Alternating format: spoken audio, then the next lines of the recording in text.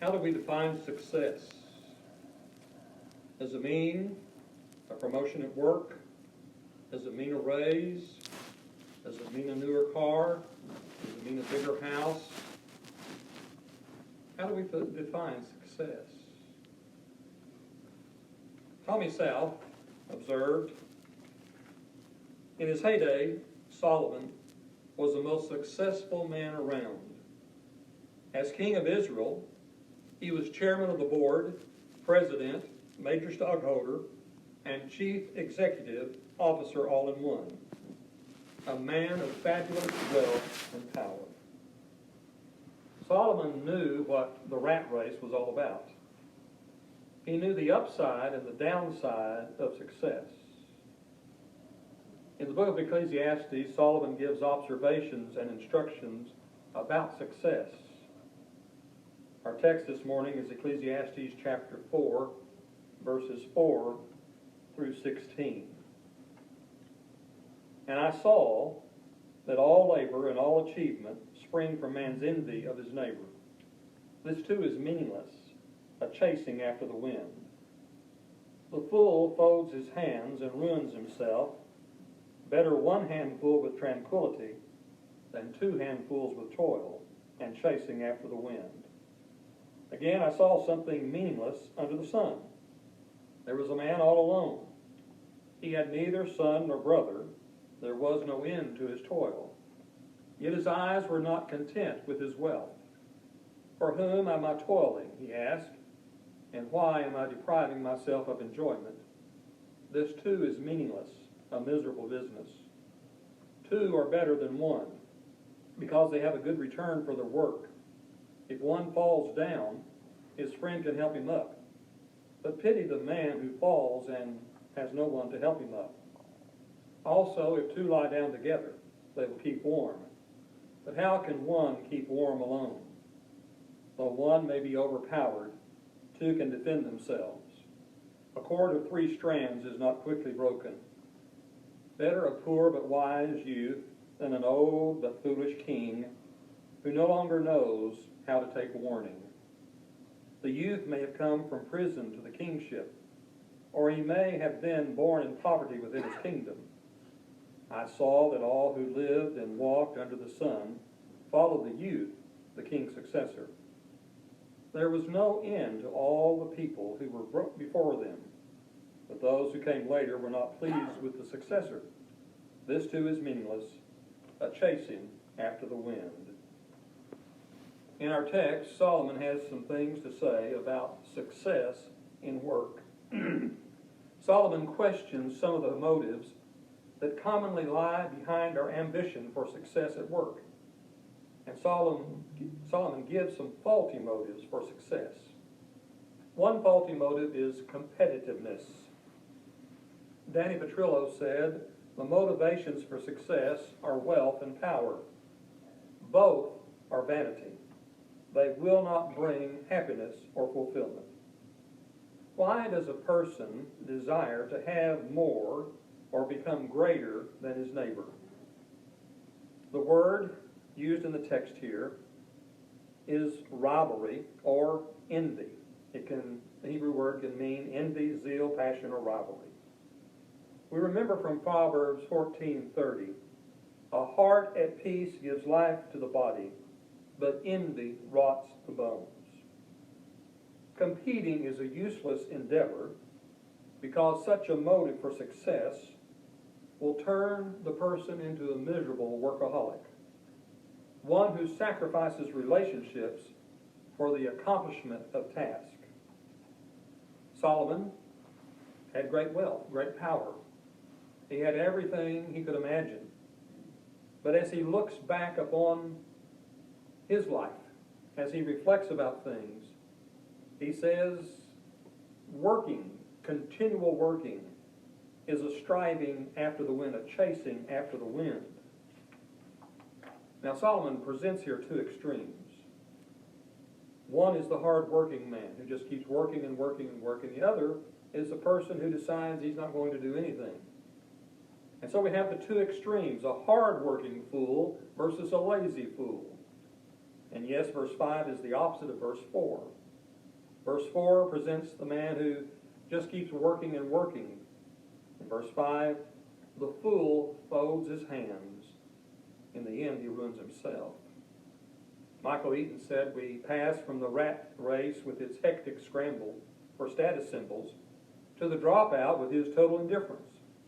His condition is analyzed as self-cannibalism. He consumes his own flesh. To fold the hands is to be idle, Proverbs chapter 6, verse 10. This person who decides just to quit escapes the fate of being controlled by work, but he is consumed by laziness. We have seen people at both extremes. Perhaps we've experienced one extreme or the other. Solomon presents a balance in verse 6. He talks about having one handful of tranquility. One handful of rest is another way of putting it. The hand is able to be relaxed because of contentment. The handful of quietness is the middle way between the clamorous grasping of verse 4 and the escapism of verse 5. Let's reflect upon the Apostle Paul. He says to the Philippians, after commenting that they were finally able to assist him, he says, I am not saying this because I am in need, for I have learned to be content whatever the circumstances. Paul will describe how that there were times when he was full, times when he was hungry. But he says, whatever my circumstances, I've learned to be content. Paul will write to Timothy, 1 Timothy chapter 6, verse 6, but godliness with contentment is great gain. He says those words in a section where he's talking about the danger of the love of money, that it's the cause of all kinds of evil. Another wrong motive for work is greed. If getting and having more is your primary motive, then more will never be enough. What is a common complaint of many Americans? I do not have enough closet space. And at the same time we say, I have nothing to wear. We remember back in the Gospel of Luke, chapter 12, that a person came and complained to Jesus that his brother was not sharing with him what he ought. And Jesus commented on the danger of greed. And he told the story of the man who has become known as the rich fool. This man was successful. He had so much that his barns seemed to be bulging. He says, here's what I'm going to do. I'm going to tear down my barns and build bigger barns. But God says to him, you fool, you're going to die tonight. And then who will all of this belong to? The problem with the more is better idea is not the abundance, but the delusion that it brings happiness. Think for a moment. There are wealthy people who suffer from divorce, who suffer from alcoholism, who suffer from drug abuse, who have depression, who commit suicide, and who exhibit all kinds of other evidences of unhappiness. The success of wealth, maybe even the success of power, did not bring true happiness. And Solomon comments on what we would call purposelessness. Solomon gives an ancient description of what we would call a workaholic. Workaholism can indicate a spiritual problem. Solomon presents this illustration about a man stockpiling riches. He keeps working and working and working, but he has neither son nor brother. There's no really anyone to share it with or to leave it to. And this man never seems to wonder why he works so hard that he cannot enjoy life. He says, I'm depriving myself of enjoyment. It makes little sense to toil only for personal gain. Humans require a cause bigger than themselves in order to experience meaning in work. In fact, we read in Ephesians chapter 4, verse 28, that one reason for the Christian to work is so that he has something to share with those in need. Now let us be clear, Ecclesiastes does not condemn enjoying material things. Solomon emphasizes that it's a good thing to enjoy the blessings of God. But he does call for balance. Solomon is not necessarily condemning all competition. Some competition can be good and healthy. But if our primary motive for doing well in business, school, etc., is the compulsion to outdo someone else, then something is seriously wrong. The push for success often masks some unhealthy psychological tendencies. But our cultural mindset is highly competitive, and we need to be sure as Christians that we are not consumed by it. For example, how often do we hear of the need to be number one, the best? We are told not to be content with keeping up with the Joneses, but to show them up. And some drill that idea into their children at an early age, resulting in what David Elkin has referred to the hurried child syndrome. I grew up in a generation where there was many a parent who says, I want things to be easier and better for my children than they were for me. These were parents who grew up in the Depression. They knew very hard times. And sometimes they went overboard. The child never learned the meaning of work, the value of a dollar. And the child grew to be a very unhappy adult. Solomon also has something to say about success in relationships, beginning with verse 9. The wealthy man in verse 8 is depicted as being alone, living as a miser. In contrast, Solomon spoke favorably of companionship. A partial solution to the sorrows of the lonely is found in the blessings of companionship. Companionship helps to reduce the difficulties in life. Solomon gives 4 benefits of companionship. Companionship makes work more productive, verse 9. They have a good return for their work. Now, studies have shown that 2 people working alone do not accomplish as much as 2 people working together. There's probably an exception to that rule. But generally speaking, there is some benefit to working together. Many times, one person can do less than half of what 2 will do.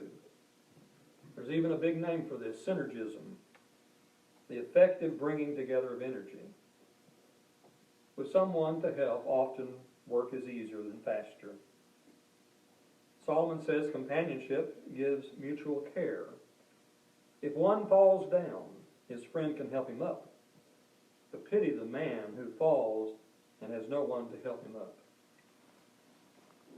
Some years ago, I was being a good fellow and I was walking for exercise, and our little dog Rocky was walking along with me. Rocky was part dachshund, so he was about that tall. But anyway, we were walking along, and I hit a loose piece of pavement, I think. And when I stepped on it, I very soon realized I am going down, and I cannot keep from going down to the ground. And so there I was, down on the ground, and little Rocky kind of looked at me about, what's going on with you? He wasn't of any help to get me up, and I didn't really have anything to hold on to get up, but I finally made it up. It would have been very nice to have been walking with a human being who could have helped me get up. And that's the picture here. Someone is by themselves, they fall into a pit, which is a common thing in ancient times, or for some reason they stumble and fall. If they have somebody with them, they have some help in getting up.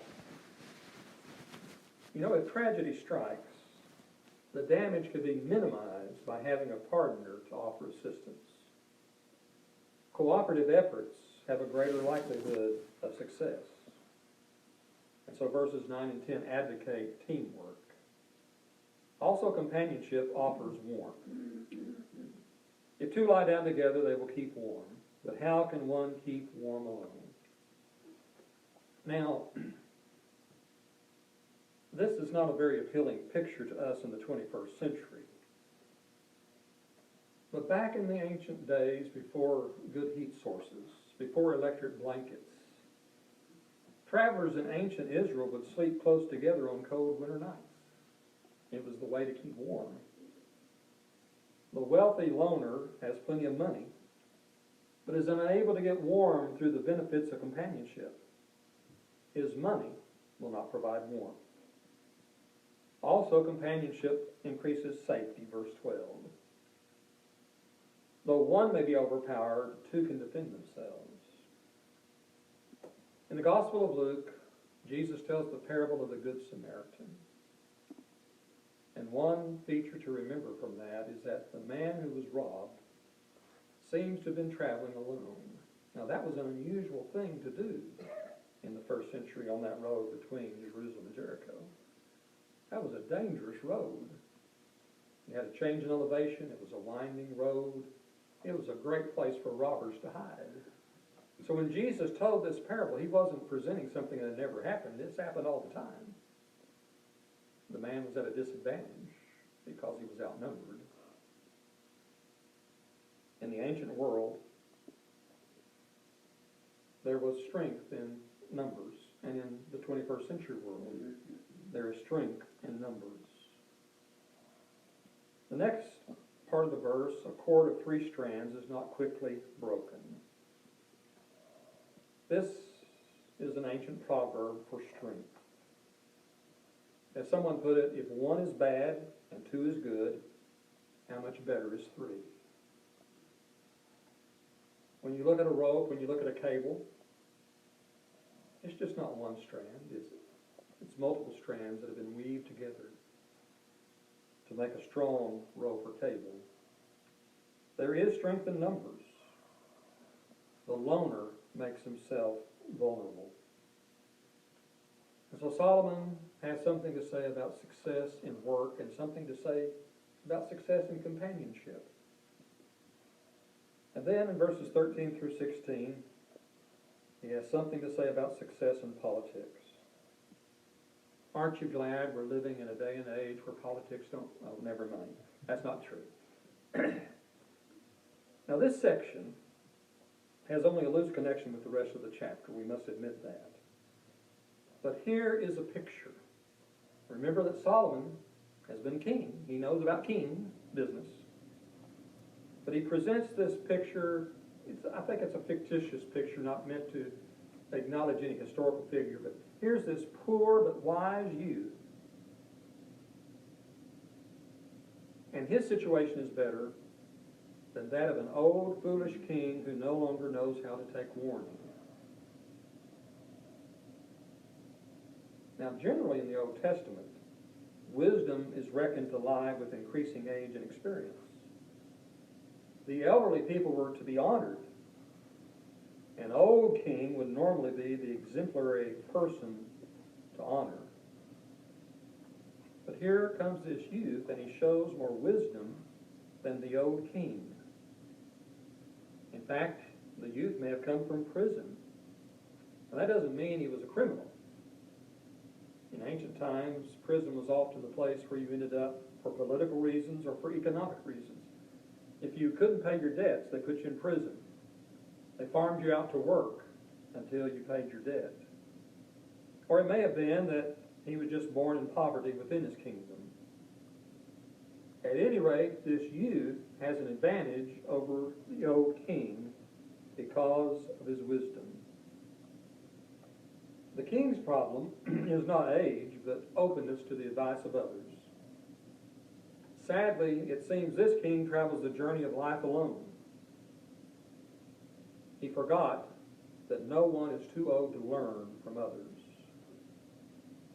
Proverbs 11:14 says, "For lack of guidance a nation falls, but many advisers make victory sure." There are several other proverbs that make similar points. There is a benefit to receiving counsel. Now, it's important to note the source of that counsel. You can get bad advice. I remember seeing a little cartoon of two men sitting on a park bench. They were obviously not doing very well. I think we used to call them tramps. I guess that's what they were. But one says, my problem is I took advice from everybody. And the other fellow says, my problem is I took advice from no one. We need to have good advice that will help us. A failure to seek and follow advice dooms royal ventures to failure, Solomon says. Ignoring advice is the mark of a fool. Now we contrast the situation of the old king and then the one who became king. It said the youth became king. Quite a difference in social status. One poor, one was the king, had great wealth. Difference in age, youth versus old. Difference in knowledge. This is the most important factor. One was wise, one was foolish. So the young man, because of his wisdom, was able to come from a humble origin. He had everything against him, but he was still able to become king. Wisdom alone helped him to the throne. And then we notice verse 16. The young king had a large following, but it did not last. There's a bit of a difference of opinion from the commentators about whether we have one young man or two young men discussed in this passage. At any rate, there's the contrast mainly between the old king who was no longer taking advice, no longer showing wisdom, and the young man or young men who did demonstrate wisdom. What is interesting is the response to all two or three of these men who became king. There was no end to all the people who were before them. But those who came later were not pleased with the successor. There is one thing you can count on if you are a government leader, whether it be king, president, governor, whatever it is. People will be unhappy with you. Some of the people will always be unhappy with the way you govern. People are the same everywhere. And they exercise the same fickleness everywhere. And Solomon basically says trying to please everyone results in emptiness. Dave Bland says, regardless of how many youth the example story speaks of, the gist is that an inexperienced youth with no social status rises to the throne because of his wisdom. However, wisdom has its limits. It can bring one to a position of leadership, but it cannot maintain a king's popularity in the eyes of the people. Tremper Longman said, though we cannot grasp the precise interpretation of this section, the moral lesson is obvious. Political power is meaningless and like chasing wind. Even political power attended by old age, wisdom, and popularity. When I was a young person, I heard anyone can grow up to be president of the United States. I even kind of imagined in my youth what it would be like to be president. I had no clue what it was to be president, but I kind of imagined what that would be like. It was many years ago I decided, I don't want to be president of the United States. It's okay to be president of the Lions Club for a year. It's okay to be president of Camp Crossfire Board in perpetuity. Those are whole different ballgames. But one thing you learn, no matter how good a man you are or a woman you are, leading in an office, somebody is going to be unhappy with you. After all of his experiences, Solomon would have given a definition of success that is different from the one we hear of and see demonstrated so often today. Success, according to Solomon's words, is serving God and finding enjoyment in the life he gives us. An idea echoed later in the words of Jesus. But seek first his kingdom and his righteousness, and all these things shall be added to you. If we do this, we are truly successful. Solomon gives us counsel on how to succeed at success.